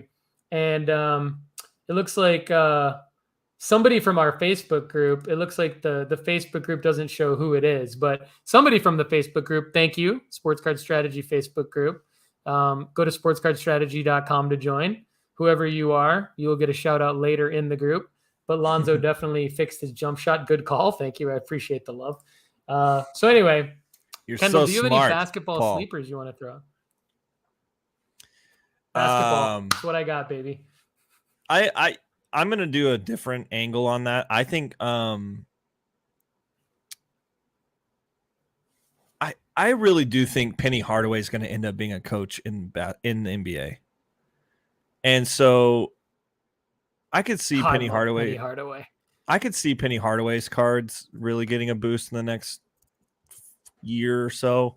And even if he doesn't end up coaching in the NBA, I think he's doing, from what I remember, he's doing some pretty cool things in college basketball. I think that might be a sneaky play. Definitely not a current player, but Penny Hardaway could be a cool sneaky play. I think the Knicks have to do something. And so I'm trying to figure out, okay, the Knicks, super big market, who's going to play there? What's going to go on? Is Russell going to, or not Russell, Russell Westbrook going to the Knicks would be wild. But Donovan Mitchell? No, anyway, I'm not going to go there because I'm already stumbling over myself. But the Knicks do present to me a situation where it's going to have something going on. Donovan Mitchell's case is definitely wild right now. I think the Jazz are going to completely blow themselves up between now and the draft because I think they realize that they have great players, but it's not good enough. And I think the Jazz have an opportunity to do that. We've seen the coach leave already because of some disagreements. Obviously, Donovan Mitchell has said, like, what does that mean for me? You know, like, where are we going as a franchise?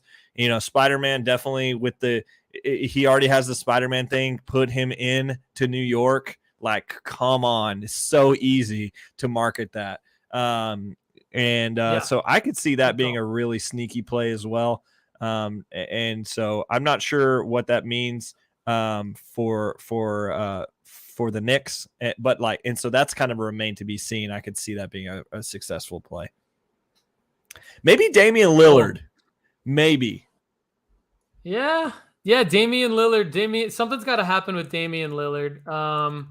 And you know he kind of falls in the Lonzo Ball category, but at a different level. He falls in the category of coming back from an injury. And a new opportunity potentially for him. But obviously he's at a superstar level, potential top 15 player in the league level. Lonzo would be definitely a couple tiers down from that. We got a Patrick Williams call from Greeny Green. That's a good call. 4th overall pick in 2020. We got a Jared Butler call from Greeny Green. He was a 2nd round pick last year. These are all great calls. Really appreciate them. And what I like about them, they go along with some things I've said on the basketball card strategy show because that would be the Thunder Greeny. Whenever a new release, Greeny Green. Who are you, Greeny Green? You might need to come on the show and talk basketball. Greeny, sometime. Follow me on Twitter. I wanna have a conversation with you. Greeny, follow at Lefty McKee on Twitter, and follow at No Offseason Card on Twitter. We'll follow you back. We'll have some conversations. We'll get you on the show. James Wiseman. We'll get you on the basketball card strategy show if you want. James Wiseman. That's a guy I'm not investing in. Yeah. These are all, I mean, so here's my take. I'm not investing in any of these guys, but they are worth some serious discussion and some serious research because if you are the type of, if you're a penny stock investor, and if basketball is your favorite sport, guys like Jared Butler, Patrick Williams, James Wiseman, Cam Thomas, I'm only allocating a certain part of my bandwidth, my mental bandwidth, and my sports card investment portfolio to like super duper flyers. And Cam Thomas is my guy. So I'm going Cam Thomas all the way, but I'll give you my analysis on your other guys. I'll check back in with me later. Check back in for some basketball card strategy show episodes coming up on nooffseason.com sports card content network. Check back at nooffseason.com for these player profiles that I'm going to add. I don't even have James Wiseman up there because I haven't want anyone to think about buying a James Wiseman card. But I think we need to put him back up there. And we're going to close with this, Kendall, because we're almost at our classic 2-hour mark. We got more comments coming in. DeAndre Ayton. We do have a DeAndre Ayton profile. Thanks, Toa. Great work on the show by you as a commenter. Greeny Green says, I'm investing in whatever team gets Chet. So that we know what Kendall thinks. Kendall wants him OKC, baby. The skinniest team of all time. Let's get it. I'm pissed at OKC because I wanted my Pistons in the top 3, but it didn't happen. So now, for Kendall's sake, I'm hoping Chet goes to OKC. What a strange team. We're changing the meta. Yep. We're changing the meta. This is like, okay, so you remember when Antetokounmpo was really young and he went to the Bucks? They also had like Ilyasova and other like just long players they were just, it was just a very strange looking team, especially when Chris Middleton was just coming from A&M. He was super skinny. Everybody on that team was just long and skinny. That was it. That is the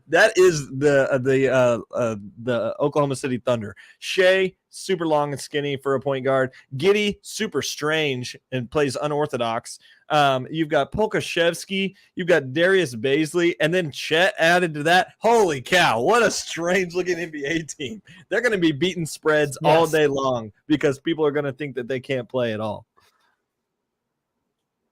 I know. It's like rolling out 5 Sean Bradleys. That's what it's going to be like. Shea might be a good pick, actually. But anyway.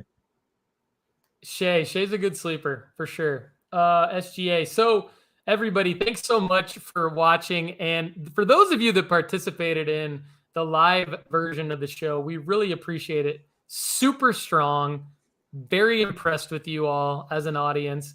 Very impressed with my catalytic co-host, Lefty McKee. Always appreciate you having you on. You and I are going to get better and better at this. I think we're only at about 15 or 16 episodes together. This has been episode 36 of the Sports Card Strategy Show. Thank you, everybody, for watching and listening. And for those of you listening, since you were not able to be part of the live stream, hit us up on social media. Hit us up at No Offseason Card on Twitter, at Sports Card Strategy on Instagram, at Lefty McKee on Twitter, at Lefty McKee on Instagram. Check out Kendall and everything he does with his amazing business partner T at Wild Cards Box Breaks and Aram at justbaseball.com. Kendall, do you have anything to say to our amazing audience before I bring us to the show musical outro? I always view this as my little PTI thing, or not PTI, but the other thing when I win and they get to talk about just something random. So like I always use this as an opportunity to just say whatever. I'm super excited about A&M making the College World Series this week. So college baseball, no one ever talks about it. No one ever watches it. It's one of the most undervalued opportunities out there. But A&M did be, and the number 1 team in college baseball ever, the Tennessee Volunteers, lost to almost the last team in with Notre Dame in the Super Regionals. So pretty unique case for a College World Series that's going to be highly competitive. So if you've ever wanted to watch college baseball, you can. Southern Soccer Idiot, you better reach out to me on Twitter. I want to have you on my soccer show. Southern Soccer Idiot, get on the Soccer Card Strategy Show. Greeny Green, who the hell are you? Get on the Basketball Card Strategy Show. Toa, you brought it strong. We'd love to see you back in the mix. And let's continue to grow the audience here. Thank you, everybody, for everything. Everybody have a great day.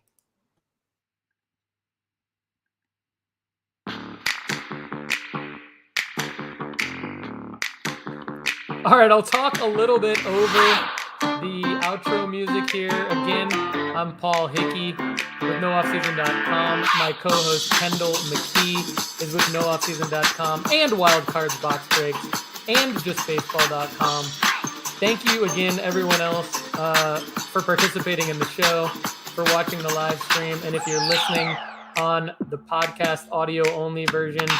Thank you to you as well. We would love it if you subscribe on Apple or Spotify. You can leave us a review on Apple, and you can rate the show on both Apple and Spotify. You probably already know that. Now I'm going to really shut up and wish you all a wonderful day.